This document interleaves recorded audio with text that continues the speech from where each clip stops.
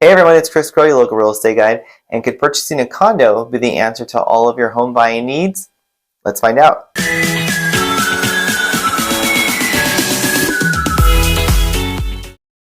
Alright, condos are actually a really smart decision to include in your arsenal of home buying options, as they come in many different shapes and sizes. They have condos that most people think of when they think of a condo, that conception of an apartment complex with a unit stacked above and below you and shared walls.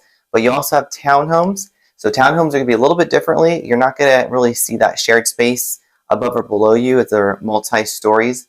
You're going to basically have units that share the side space with you.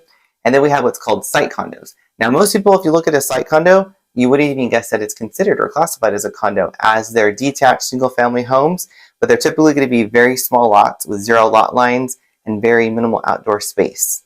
Alright, so what are some of the benefits of condo ownership?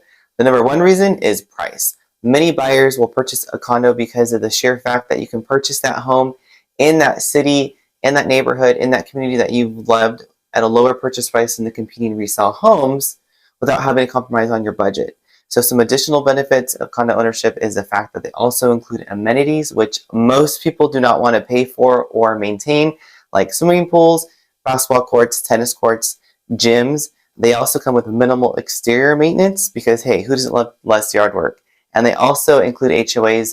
Many of them will include services like water, trash, and sewer. So it just depends, but many services are going to be provided for that HOA fee. All right, so let's talk about things to consider if you're thinking about purchasing a condo.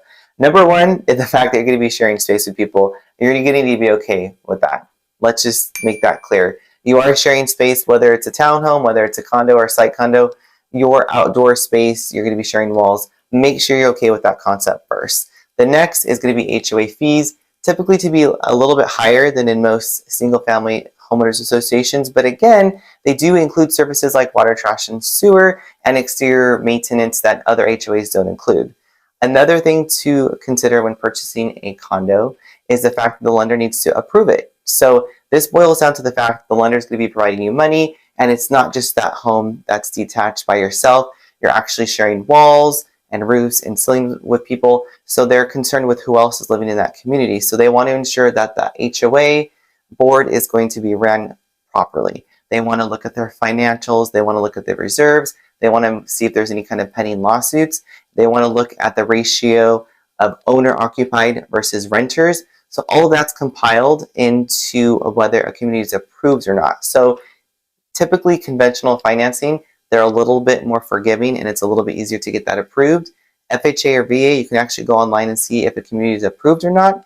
If it's not approved, you can submit for it to get approval. Whether it's going to fall within your timelines of purchasing, that's completely up to the lender and the HOA board on whether they can get that information that's required.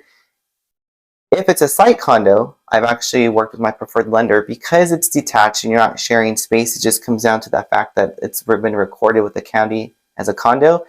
I've actually had success with getting approval for site condos within 1 to 2 days. So that's definitely something to consider.